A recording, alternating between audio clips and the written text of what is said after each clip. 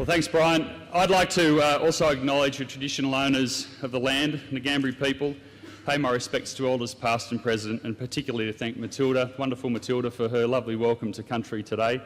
It's always a great pleasure to be at events with her. I can also acknowledge Councillor Brian Brown for his welcome to Queanbeyan, my parliamentary colleagues, state and federal, particularly Joel Fitzgibbon, who's here with us, the leader of federal country Labor, as I'll call it. It is a great pleasure to, most importantly, welcome all of you, the Country Labor branch delegates to Queanbeyan, here today for the conference, and can also welcome Young Labor, who are floating around somewhere and hopefully heading out door knocking for me shortly as well. We last met in Cessnock. It wasn't long after we'd lost the last election. Cessnock was our only lower house country seat. And at that conference, we talked a lot about rebuilding. We talked about our past and our future. The success that Labor has had in regional New South Wales, and the fact that, as so many successful Labor governments have shown, we can only build solid long-term Labor governments on the base of great local candidates in country New South Wales. Many of us acknowledged at that last conference that in our last few years of government, we dropped the ball in regional New South Wales. We didn't build on our proud record, but we do have a proud record. Because when you look around country New South Wales, you look constantly at things that Labor has delivered. When we talk about keeping the natural monopoly of poles and wires in government ownership, we do it as the party who actually delivered the poles and wires to regional New South Wales in the 50s and 60s when we rolled out the network and connected the farms. When we hear people talking about irrigated agriculture, we should feel pride because 80% of the state's irrigation dams were built from the actions of Labor governments. If you have to visit a hospital while you're here in Queanbeyan, and I hope you don't, you'll be going to a new hospital built by the last Labor government. It's one of 72 hospitals in regional New South Wales built by Labor after Bob Carr was elected. And when we look at regional development, who here would know that between 2000 and 2010, Labor moved 1,500 state government workers to regional centres, a stark contrast to the cuts and office closures we've seen from the Liberals and Nationals. But we still have plenty to do to prove to regional voters that we are the best party to represent them. Over the past couple of years, we've been doing a lot of thinking about regional development, about jobs, education and health. We've watched as first this New South Wales government and then the Abbott government have hung workers and their families in regional areas out to dry, as they've stood still while manufacturing jobs have just disappeared in the Central West, as mines like Lithgow's Angus Place Colliery have closed down, as they fail to grasp the opportunities from the Asian century and from renewable energy. Remember before the last election how Barry O'Farrell was going to end the circus? Well, Barry's gone, so's Andrew Stoner, and so's a cricket team worth of Liberals. We've got a new Deputy Premier who wants us to think he's going to be tough guy Troy standing up to those city Liberals. Turns out he couldn't even stand up to those tough guys George Souris, Kevin Hollywood-Humphries and Rick Collis.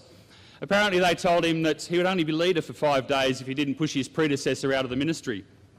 So what have we got? He's not tough guy Troy, he's just taken for granted. Just like the Nationals always have been. Now, no doubt you've heard their members bragging about the jobs that they've created. They're great at telling you how many jobs they've created. They're not so good at subtracting the ones that have been lost. They promised New South Wales, regional New South Wales, 40,000 new jobs. In fact, there are now 16,000 less people employed outside of Sydney, Newcastle and Wollongong than there were when this lot came to office.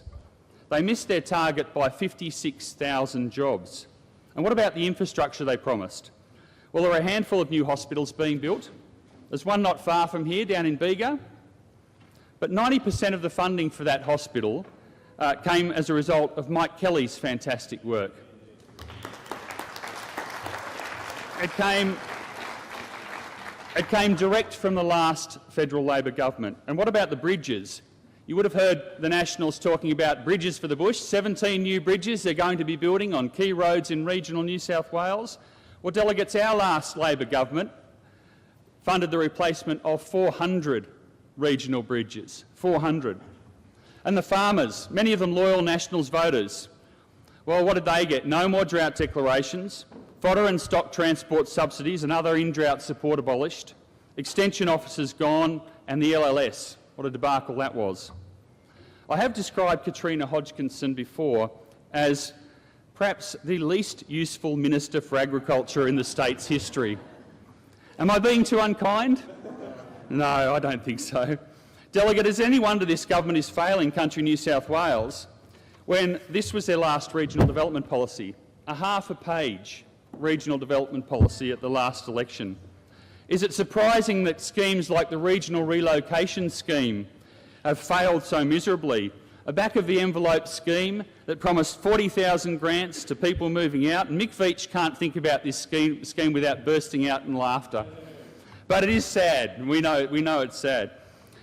No renters, mind you, they weren't eligible for this scheme. They only wanted people who owned their own homes.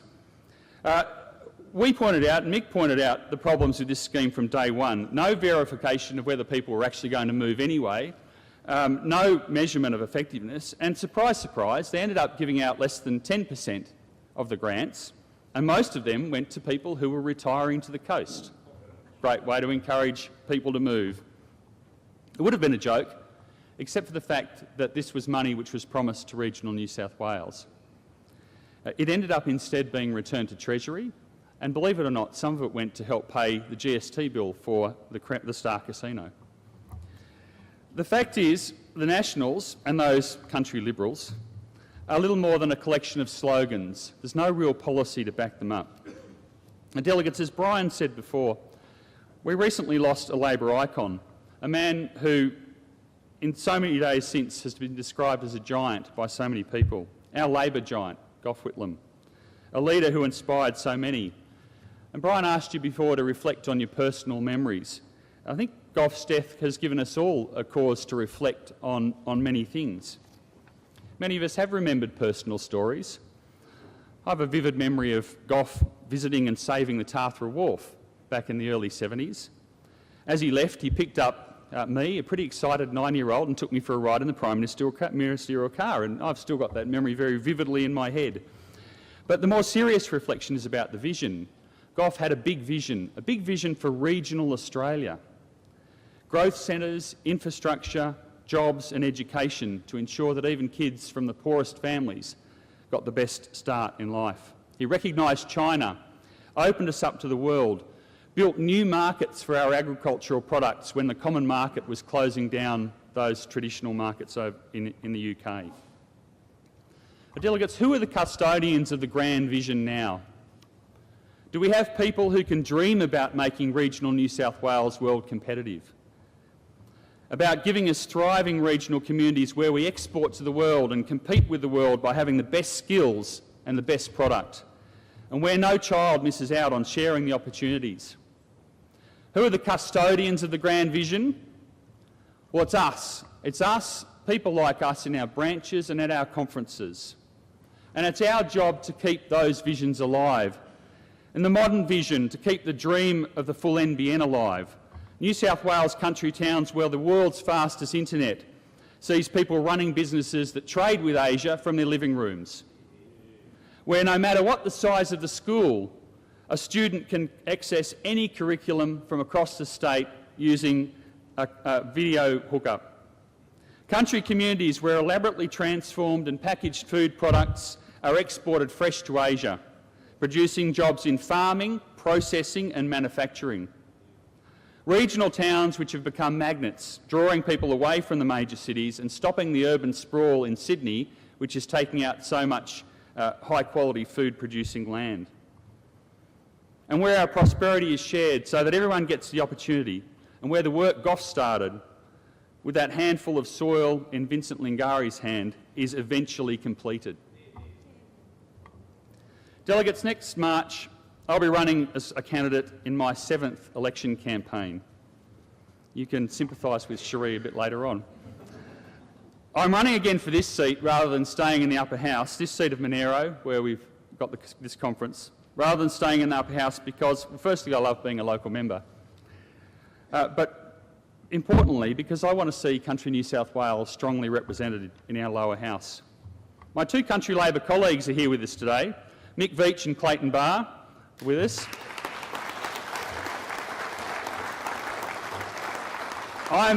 I'm proud to have these two blokes as friends and as colleagues, and their effort on your behalf should make you all proud. But they aren't enough. We need a lot more than 3 Country Labor members in the New South Wales Parliament. And delegates, I have never been prouder to be part of a group of Country Labor candidates for the state election than I am of this group that we have here, mostly with us today. McKell and Whan gave us the successful model. They built a Labor vote in rural New South Wales by having candidates who were respected leaders in their communities. People who the average voter looked at and said, now there's someone I could vote for. Well, take a look at Jenny Aitchison, small business owner and active local from Maitland, and Kate Washington, a lawyer from the neighbouring seat in Port Stephens. Glenn Colmitz, decorated army lawyer running for Queanbeyan. Kaz Coleman, who's taking on the local government minister in Bathurst and doing it with incredible tenacity. Or industrial relations expert and daughter of a dairy farmer, Fiona Phillips, who's running on the south coast. Leanne Atkinson, she's putting up her hand again. Where are you, Leanne? Somewhere, I saw you there before. Oh, you're supposed to be down here, Leanne. Leanne Atkinson, who's taking on the state treasurer, and he will not be able to take that seat for granted when Leanne's on his tail. We've got Paul Spooner, who's here, who was selected after 2,300 people turned out to vote in the community pre-selection. Great effort there. And I don't think Craig Ashby, our candidate in Barwon's with us, but I would urge you to take the time to read a bit of his story. You can't help but be inspired by the story of this bloke's life so far at such a young age. Martin Rush, one of our local mayors from the Upper Hunter, is going to show the Nationals that they shouldn't take the Upper Hunter for granted. And David Harris is visiting with us today. He's going to be back in the next government as well, or the next parliament. And of course, there's my neighbouring candidate for Goulburn, Ursula Stevens. Don't tell me Pooh Goward isn't having nightmares every night. I can't mention them all, unfortunately. I wish I could, but Daniel Hayes in Wagga, they've got Isaac, Trent, Ron. We've got a team to be proud of, and I hope that I'll be joining more than just a few of you in the next parliament. Delegates, 2 years on from that conference in Cessnock, we still hold only one state country seat, but the outlook has changed dramatically. The Nationals and the Liberals have failed to repay the faith that regional voters put in them. Driven by the City Liberals, they've let Country New South Wales down on jobs, planning and health.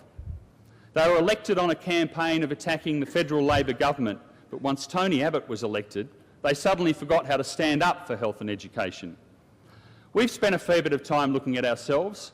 That was appropriate. We had to do that. But now we've got to get on with presenting our voters, the New South Wales voters, with our vision.